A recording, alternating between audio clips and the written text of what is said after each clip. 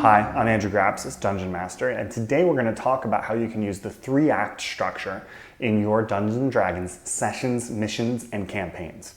The 3-act structure can simply be broken down as the first act, second act, and third act. The first act is usually some type of introduction.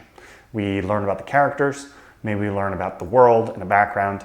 We see this all the time in the first session that's canonically used to introduce characters to one another. It's almost to the point where it's trite that your characters meet in some type of inn where they're drinking, maybe a few of them know each other, maybe a few of them don't, and somehow we form the party together. The first act is usually ended by the inciting event or inciting incident. This is essentially a catalyzing moment that brings the characters together, pushes them out of whatever that initial familiar zone is, and sends them into the second act, where we'll have escalation of events, a variety of tasks that must be performed, and the vast majority of the bulk of the story. All of that will resolve by some resolution.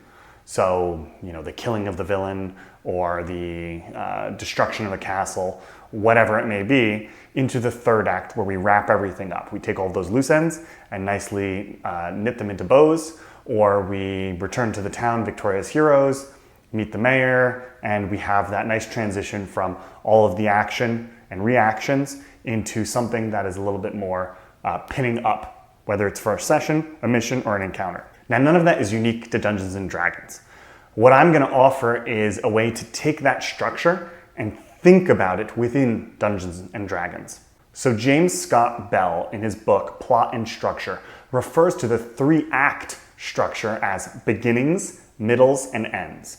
And in this book, he particularly says that we can structure each individual act as a set of beginnings, middles, and ends. So I'm going to extend this a little bit in Dungeons & Dragons. And I'm going to say that we can pretty much break everything into the 3-act structure, those beginnings, middles, and ends. If you look at a combat encounter, the beginning is the identification of those foes, those enemies. What properties do they have? How are they engaging us in battle? There's a learning of what the encounter will be like by the characters. The middle, or the second act, is essentially recognizing the patterns in the fighting and engaging appropriately for those patterns and adapting. And the third act, resolution, the ending, is killing the big bad boss, or finally finishing off the group of enemies, or having them flee, and then beginning to loot and discern what just happened and how did it benefit us, or how did it hurt us. If we look at an individual session where you're sitting down to play, a group of friends coming together, a group of individuals coming together, just for those 2 to X amount of hours that you're going to play an individual sitting, that can be broken into a beginning, a middle, and an end as well. And it should be broken into a beginning, a middle, and end. So you begin usually with getting back into character, getting familiar with your character, maybe identifying what you're going to be doing in this session. Okay, well, we know we need to do this and this and this.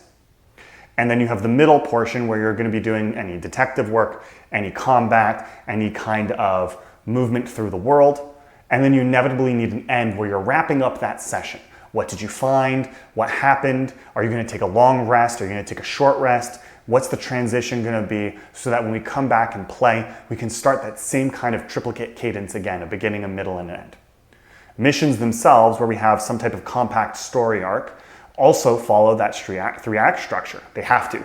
They need a beginning. That beginning is usually party comes together in location, identifies that they have to do thing, or is interrupted by thing, then goes on some related quest to that thing, and then finally solves that thing, finds that thing, or has an expansion of the story in that they find their next major clue. And that's that kind of cutting off of the resolution that we say that's an end there, but that end is going to be bringing us into a new beginning. So we can have these microcosms of the 3-act structure. And then of course we have our campaign. The beginning of the campaign, the party comes together, they're learning who they are, they're learning about the missions they're going to be running, they're learning about the world. They then have some series of many missions that lead up to some climax, and then they wrap it up. And so a whole season of play, if you will, a campaign, is probably going to be fitting into that 3-act structure as well. So you want to look at it at a micro and a macro level. An individual session, an individual encounter, a whole mission, or the entirety of a campaign. They all can be broken down into that structure, and you should do that. You should do that because it allows you to pace appropriately. Pacing in Dungeons & Dragons is a topic all unto itself. All I want to offer for now in summary is think about the 3-act structure. And don't just think about the 3-act structure from a campaign perspective. Look at every single session. How can you have an appropriate beginning with a good, inciting transition, something that catalyzes your players together so they feel like they're moving forward? How do you make that middle feel like it's constantly building to that climax?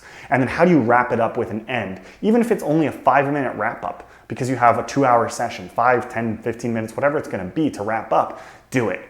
Because you need that nice pin that'll lead into the next session.